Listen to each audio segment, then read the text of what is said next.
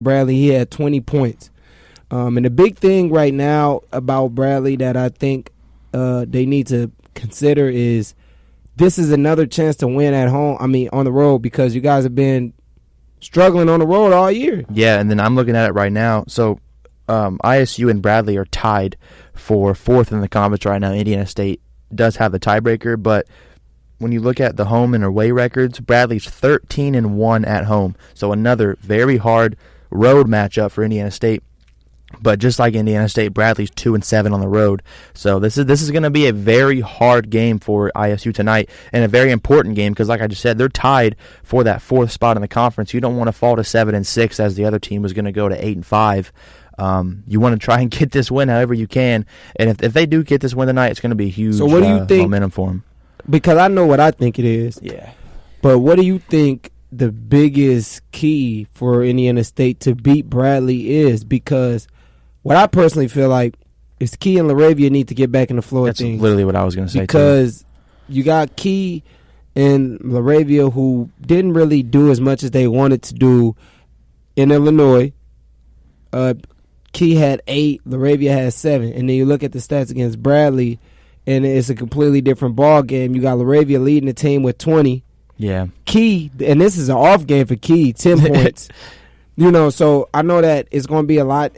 They have to get back on track. Williams, same thing. Christian Williams, Trey Williams, they got to get back on track too. Cooper Neese also has to have a big game because he hasn't had one in 2-3 games, I think. Looking at the stats from the Illinois State game, he played 27 minutes and he was just running around out there and scored 3 points. And I think it was free throws and maybe a 2-pointer. Cooper Neese needs to make his mark. Really, first on the defensive end, that's really when you need to make your mark anyways as a player. But especially the type of player that Cooper Neese is. Hit your shots, man. He's putting up shots, they miss. He does the pump fake. He gets his new spot. He misses. Your team needs you to get some points when other stars are slacking or in foul trouble. Now, I wanted, because I forgot to mention this. I forgot to mention who surprised me the most last game. Bronson Kessinger, man, went 4 from 5 from the field and dropped 10 points. 10 points in 10 minutes. Which obviously, 10 points isn't a lot, but that's still something. Contributed. And he can take that momentum as he goes into Bradley. So yeah. I do want to shout him out for that, man. Kessinger did really good last game. Now, this is another thing. Ari Boya for Bradley, he didn't play last week against Evansville, but Boya had 12 rebounds last time they played. So got him easy, too, I remember. I think that's great news for Trey Williams and Jake Laravia if that Boya didn't play last time they played.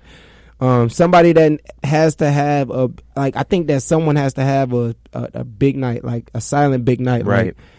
For example, Kessinger, 4 from 5, dropping 10. That's that's a silent 10. Yep. But he still dropped it, and I think somebody else has to do that. This game. Bacote had a game like that before. I really think Bacote. Yeah, I think the biggest thing they need to do tonight is they need to come out fast and they need to come out hot because Bradley's home team. They're looking to work on their season and try and climb the rankings just like Indiana State is, but I think the biggest thing for ISU is they need to start fast. If they go down just like they did in Illinois State, I don't see them getting back in it again. It's hard on the road, 1, and 2, as a player and as the team. If you see yourself go down early 2 games in a row on the road, it's automatically demoralizing. So they need to start out fast. I think they need to play ahead this whole game, or at least stay in it. Don't go down that 8-9 double-digit mark the whole game because you don't want to constantly be having to climb back into it. Stay up or keep it close the whole game and try and figure out a way to win it at the end of the game. All right, now let's take a look at this Phillip Rivers situation, man. Yes. So how you feel about this? I've been watching Phillip Rivers play in the NFL for as long as I can remember. Right.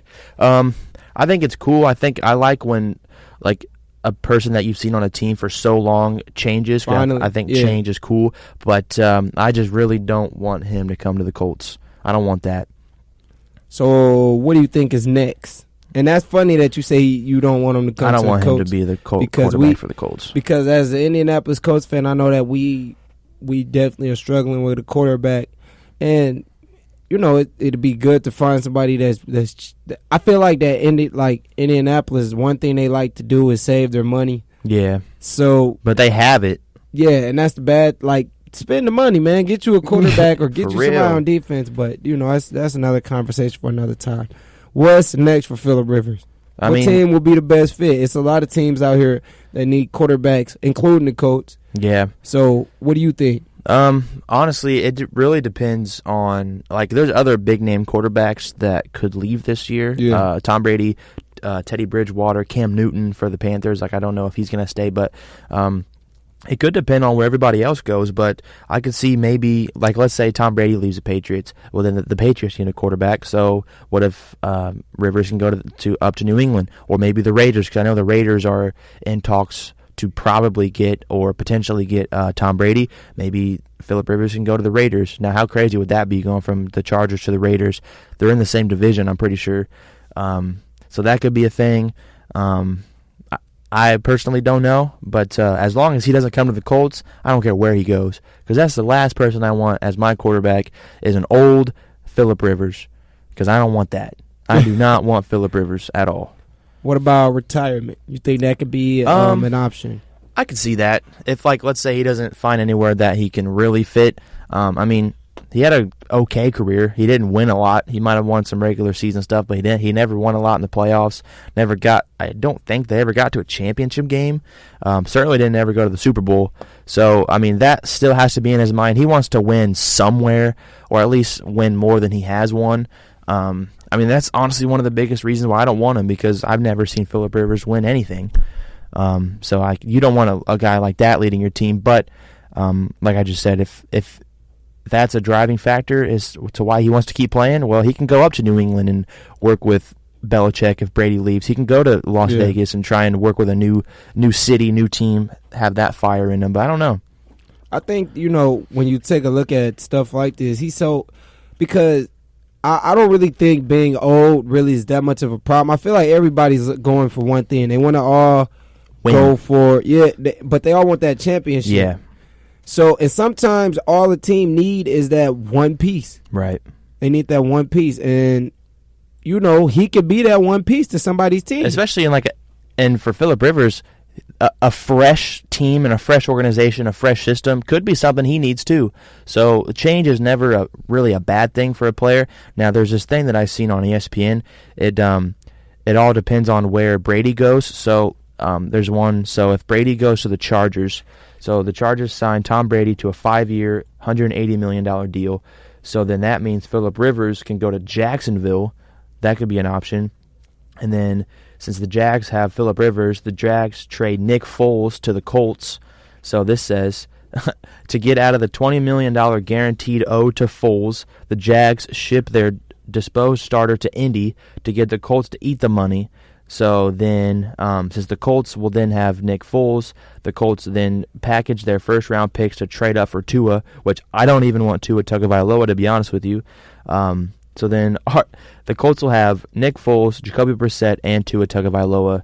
If it's like a big like snowball effect if Tom Brady goes to the Chargers. Now, if Tom Brady comes to the Colts, which honestly I wouldn't mind.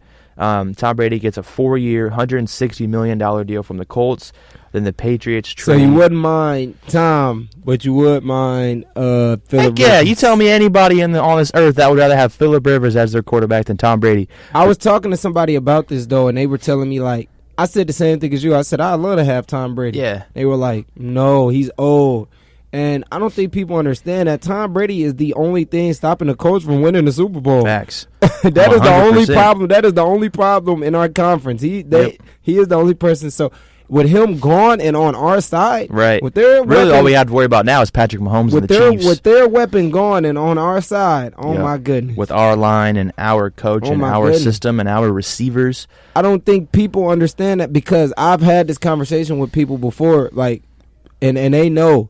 They know that, like, I really feel like Tom Brady is, like, we all know that's one of the best. That's one of the best to ever do it. Yeah. So, and I don't think people understand that the Patriots really are who stops us from winning the championship. Always have stopped us, yes. So, if he's on our side, man, I'm telling you. I wouldn't mind it. It'd be a lot better than what. Now, if you go tell 12, 13, 14-year-old Baylee that 22-year-old Baylee is saying that he wants Tom Brady on the Colts, he probably wouldn't be happy about that because I used to despise him and the Patriots because, of, like you said, we would always have to go through them. Always lose, yeah. And we could never do it, especially if we had to go up in Foxborough. So, but times have changed. I wouldn't mind Tom Brady, man, he's not like when people say Tom Brady is old.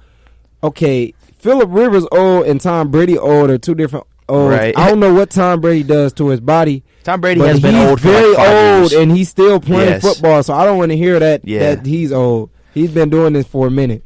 And then also a player to look out for is Teddy Bridgewater. I mean, you've seen him going this year when Drew Brees got injured for, 5 weeks, went 5-0, and kept the Saints in the running, really, in the NFC.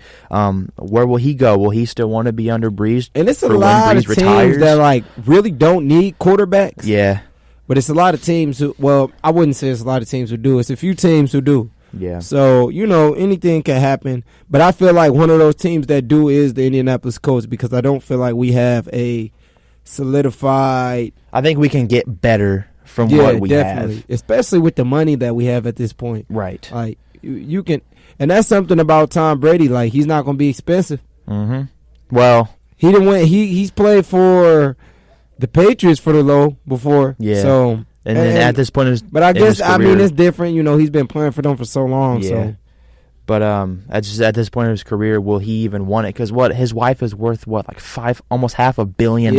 What is she? Do the Brady's need Giselle? Yeah, she's a model. She's like a big time, huge model. She looks good. So. Yes. So will he play for a little bit less money? I don't know. And another big thing is. Yeah, me and you can sit here in a microphone and say the Colts should get Tom Brady or the Colts need to make moves in the market for a quarterback, but it's also does Chris Ballard and Frank Reich and Jim Irsay sit there and say, let's get Tom Brady? Is that even in their minds? I don't know, because that's how sports goes. The team will do one thing and the fans will want another. And so you would never know. Exactly. You would never know what they want. Exactly. What are you doing? Get them out.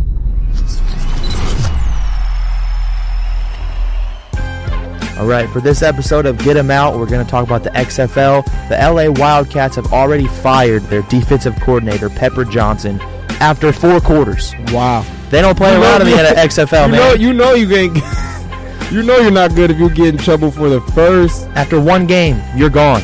Now, they did put up 37, or they allowed Houston to put up 37 points on him because he is the defensive coordinator.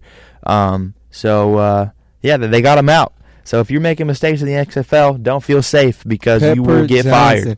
I can't believe this though. One game, gone. They got him out. And it's good that they did that though because that does show that they're not playing. It sends a message really to the whole league that if you mess up, there's a chance that you can get out. So who did he coached L.A., right? Yeah, L.A. Wildcats. Yeah, man, that's crazy. I know he used to coach like the Jets for a minute too. So I didn't know that. It's crazy to see him come to the league and come to the XFL get fired and don't even last the game. For real. Now I wonder if he's like just completely off the organization or maybe he's like still kind of an assistant. But right now it just says fired, so he could be looking for a job. That head coach wasn't playing. For real.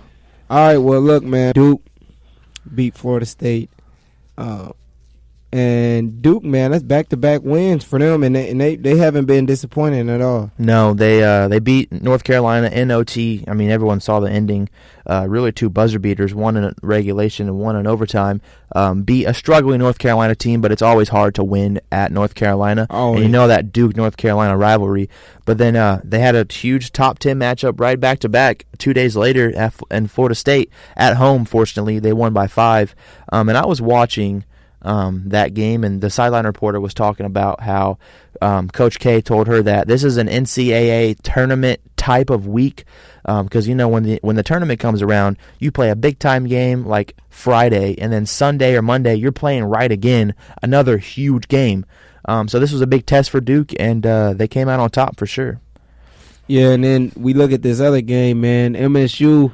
Yep. They were what? Number 1. They were preseason number 1. Yes. And it's crazy because coming into this year, it was people telling me that this was going to happen. People were like, "Hey, Michigan State is not what people think they are." And right. Man, now they're unranked.